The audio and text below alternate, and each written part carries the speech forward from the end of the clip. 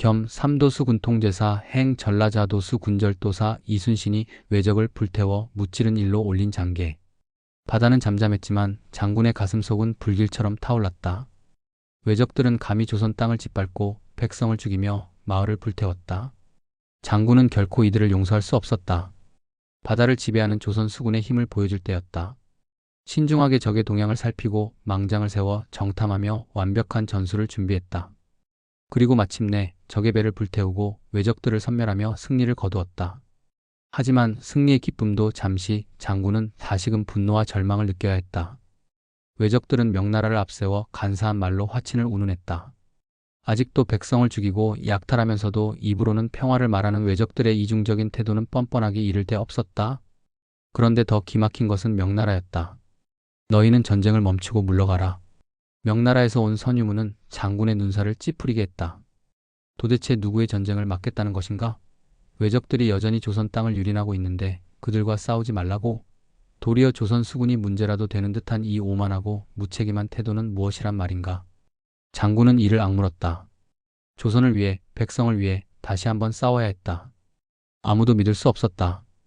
조선을 지킬 수 있는 것은 오직 조선 수군뿐이었다.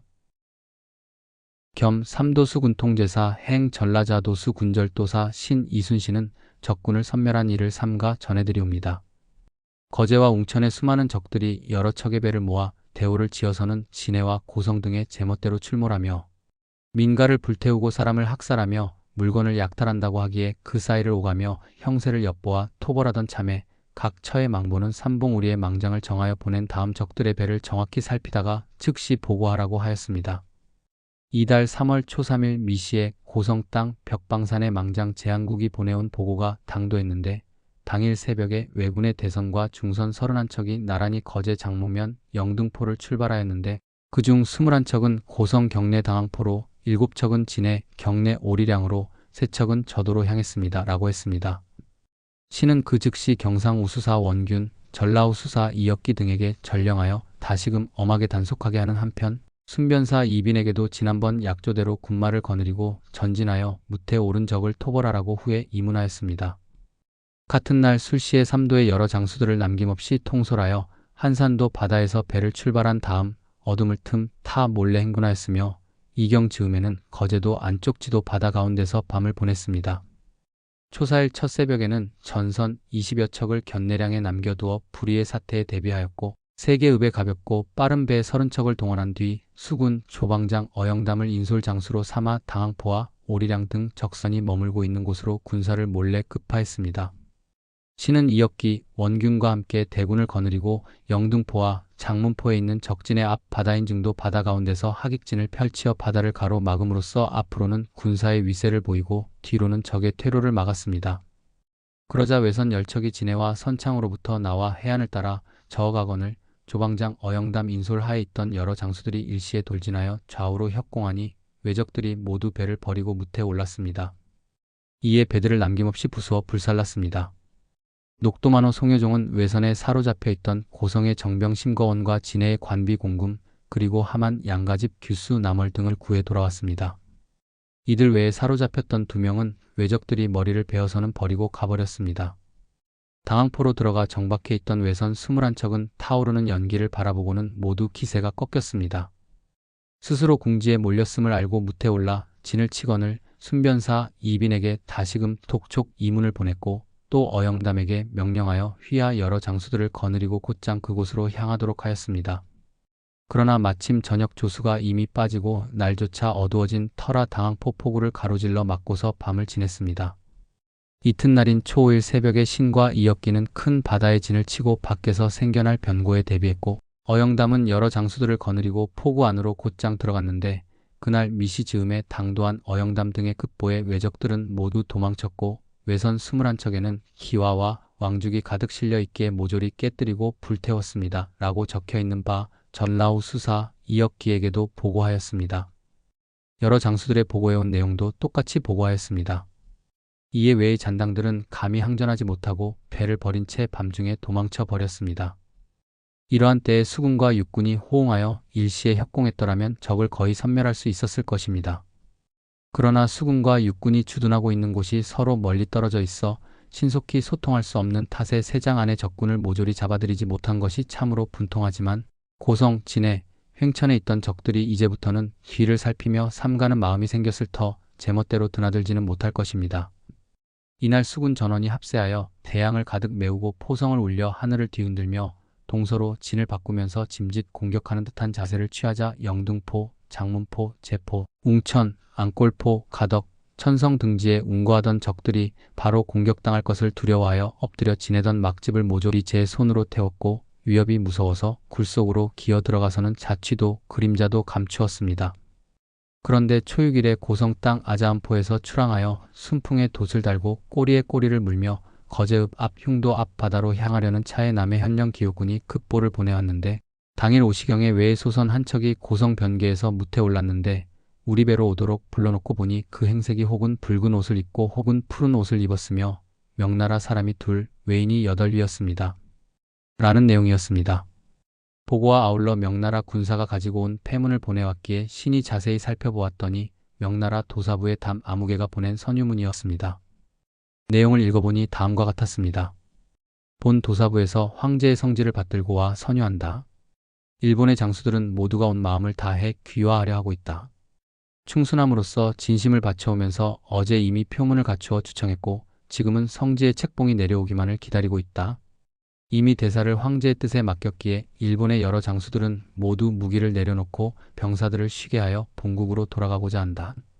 이제 너희 조선도 전쟁의 소란을 면하고 태평성세의 즐거움을 누릴 수 있게 되었다. 이것이 어찌 두 나라 모두에 이익되는 일이 아니겠는가? 근자의 초소에서 들어온 보고에 의거하면 너희 조선의 병선이 일본 군영 가까이에 주둔하고서 이채 시지라는 사람을 죽이고 배도 불태웠다고 한다. 이에 일본의 여러 장수들도 모두 출병하여 너희와 더불어 서로 죽이려 한다고 하였다. 그러나 본부와 고니시 유키나가 장군이 제3금지한 끝에 군사를 내보내지 않을 수 있었다. 이에 마땅히 패문을 보내어 금지를 고하고자 하니 이 패문을 조선의 각 관리들은 우러러 받들도록 하라. 너희 각 병선들은 속히 본래의 고장으로 돌아가도록 하고 일본 진영 근처에 진을 치고 어지러이 소란을 일으킴으로써 사단을 만들지 말도록 하라. 만약 너희들이 오고 가며 대나무와 나무나 뵐 뿐 별다른 뜻이 없다면 다 베고 난 후에 속히 돌아가도록 하라. 만약 어리석게 깨닫지 못하고 이곳에 주둔하면서 여전히 몇 명 남지 않은 외인을 추살하고 배를 탈취한다면 본부에서는 경략송 총독 군문에 정문을 보내어 이 제독과 유총병으로 하여금 너희 국왕에게 이문을 보내어 엄중히 조사토록 할 것이다. 그리되면 각 관군들은 화를 자초하고 불화를 일으킨 죄로부터 도망칠 수 없을 것이다. 너희 조선의 각 관원들은 모두 물리에 통달하고 심우에 밝은 자들이기에 본부에서 엄중히 고유하는 바이다. 패문이 도착하는 즉시 공문을 갖추어 회보하라. 수지, 패문을 작성한 자로부터 이상의 패문을 조선의 각 배신들은 우러러 받들도록 하고 이에 준거하여 시행토록 하라는 내용이었습니다. 명나라 병사 2명을 불러들여 그러한 선유문을 가지고 오게 된 경위를 물으니 작년 11월에 도사부의 담나리 등이 웅천에 도착하여 지금까지 머물고 있으면서 명나라 조정의 화친 허락 명령을 기다리고 있는데 근자의 외인들이 수군의 위세를 겁내어 상심하고 낙담한 끝에 도사나리 앞에서 갖가지로 애걸함으로 이 패문을 작성하여 보내게 되었다고 하였습니다. 교활한 외놈들이 온갖 간교한 계책을 내어 명나라 군사들과 함께 직접 이 패문을 만들고 이를 명나라 사람 편에 붙이게 해달라고 애걸한 것이 분명할 뿐 아니라 실제로 외인을 참하는 것을 금하라는 명령은 경략, 제독, 총병부 등에서 아직 분부 내려온 바 없습니다. 그러나 위의 패문을 명나라 병사 2명이 이미 가지고 왔고 남의 현령 기호군도 공문을 완성해 일시에 보냈으므로 거절하고 받지 않는다는 것도 온당하지 않을 뿐더러 아직 우리 수군이 다 모이지 않아서 전세가 약한 듯 하므로 패문이 회답을 써주어서 짐짓 멈추지 않겠다는 뜻을 내보였습니다. 3월 초 7일에 다시 한산도 진중으로 돌아가 적의 정세를 다시 정탐하다가 기회를 엿보아 진격, 토벌할 요량입니다. 위의 패문을 대조께 감봉하여 올립니다. 신이 보낸 회답은 다음과 같습니다. 조선국의 배신이 삼가 명나라 선유도사 대인 앞에 답서를 올립니다. 외인들이 스스로 트집을 잡아 군사들을 이끌고 바다를 건너와서 우리의 무고한 백성들을 죽였으며 또 서울을 침범하여 자행한 흉악한 짓이 끝도 없습니다. 이에 한나라의 신하와 백성들은 통분히 골수에 사무쳐 이 적들과 같은 하늘 아래 살지 않겠노라 맹서했습니다. 그리하여 각도의 전함들을 수도 없이 정비하여 곳곳에 주둔시키면서 동서에서 책략으로 호응하고 육지의 신장들과 함께 수륙으로 합공함으로써 남아있는 잔당들의 배 단 한 척도 못 돌아가게 하여 나라의 원수를 갚으려 하였습니다. 이달 3일에 선봉선 200여 척을 거느리고 곧장 거제에 들어가 적의 소굴을 소탕하고 차례로 무찔러 시조차 남기지 않으려 하였습니다. 그런데 외선 30여 척이 고성 및 진해 등지로 들어와서 여염집을 불사르고 남아있는 백성들을 죽였을 뿐만 아니라 수없이 많은 사람을 포로로 잡아가고 기와를 실어 나르고 대나무까지 베어다 배 한 가득 실었습니다. 그 정상을 따져보자면 참으로 분통이 터집니다. 이에 그 배들을 쳐부수고 흉악한 무리들을 추격한 다음 수군 도수부에 급히 보고하여 대군과 합세에 이끌고 가 곧장 적을 섬멸하려던 차에 뜻하지 않게 도사대인의 선유 패문을 받았습니다. 이를 받들어 읽어보니 제3간곡하신 깨우침의 말씀이 참으로 극진하였습니다. 다만 패문에서 말씀하시기를 일본의 장수들은 모두가 온 마음을 다해 귀화하려 하고 있다. 모두 무기를 내려놓고 병사들을 쉬게 하여 본국으로 돌아가고자 하고 있다. 너희도 각기 여러 병선들을 이끌고 속히 제 고장으로 돌아가고 일본 군사들의 진영 가까이 머무르면서 불화를 야기하거나 혼란을 일으키지 말라고 하였는데 외인들이 진을 친 채 점거하고 있는 거제, 웅천, 김해, 동래 등은 모두 우리나라 땅입니다. 그런데 우리에게 일본 진영에 가까이 가지 말라는 것이 대체 무슨 뜻입니까? 우리에게 속히 제 고장으로 돌아가라 하였는데 제 고장이란 대체 어디를 말합니까? 불화와 혼란을 일으킨 자도 우리가 아니라 외입니다.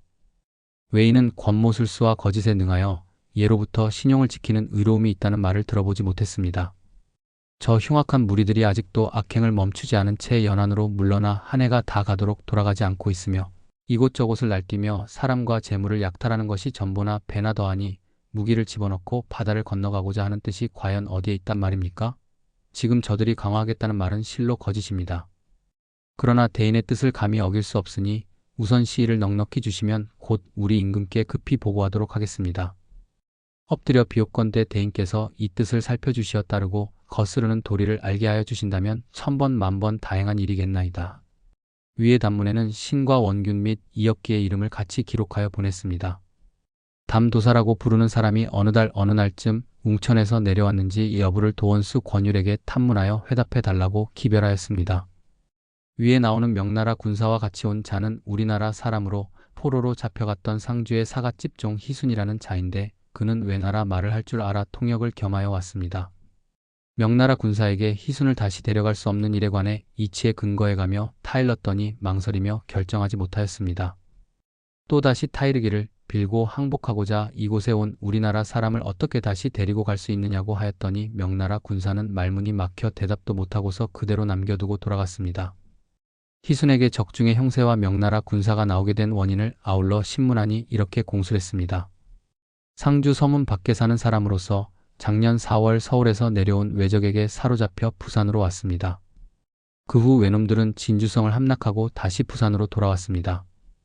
그해 7월에 명나라 군사 15명이 일시에 웅천으로 옮겨와서 적장 증묵감에 둔진해 지금까지 있었습니다. 또 명나라 군사 30여 명이 지난 11월에 뒤따라왔습니다. 이번에 또 명나라 군사가 패문을 가지고 온 일은 우리나라 수군이 바다를 덮어 일제히 진군하자 적장 증묵감이 곧장 공격당할까봐 겁이 나 명나라 장수 앞에서 애걸하였던 것입니다. 이 글을 지어 발송하려고 할 때 외장이 소인에게 너는 조선 진중으로 가서 말하되 일본인이 싸우려고 하지 않는데 조선은 어찌하여 나와 싸우려 하느냐고 하라. 고시켜서 나오게 된 것입니다. 웅천의 외적은 세 진영으로 나뉘어 있으며 각 집마다 1,000명 혹은 80-900명씩 있습니다. 그러나 병사 한자가 많고 본국으로 도망친 자 또한 많습니다. 배들은 세 진영을 합쳐 300여 척이나 되며 장수의 경우 한 진영은 증묵감이, 한 진영은 사고여문이, 또 한 진영은 아리만이 맡고 있습니다. 작년 11월에 늙은 명나라 장수 16경 한 명이 진중에 이르러 그대로 머물러 있다가 외인 3명을 데리고 문서를 가지고 중국을 향하여 떠나갔는데 그 외인이 돌아오는 즉시 모두 본국으로 돌아간다고 하였습니다. 외적들이 날마다 하는 일은 철안을 두들겨 만들거나 성을 쌓고 집을 짓거나 하는 것입니다.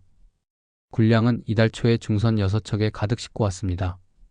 새로운 외인 20명 혹은 30명씩을 싣고 왔으며 그 밖에 나머지 일들은 미천한 저로서는 제대로 알지 못합니다. 라고 말했습니다. 그의 공술은 이와 같았습니다. 위에 적은 종 희수는 적에게 사로잡혀서 오랫동안 적진 중에 머물렀기 때문에 외적들의 모든 간사한 꾀와 실정을 상세히 알고 있음에도 반복 신문에 이실 직고하지 않았으며 적진으로 돌아가고자 하는 뜻이 얼굴과 말에 드러났습니다. 이에 지엄하게 형틀을 그 앞에 늘어놓자 대략 공수라였습니다만 꾸며내는 말이 많이 있을 것입니다. 천한무리라지만 이미 제 땅으로 돌아와 놓고도 조금도 머물 생각을 안으니 나라를 배반한 죄를 잠시라도 용서할 수 없습니다. 다시금 물을 것이 있을 듯하여 흥양현에 옮겨가두고 조정의 명령을 기다립니다. 대조께도 마찬가지 내용으로서 보고 올립니다. 만력 22년 1594년 3월 10일 통제사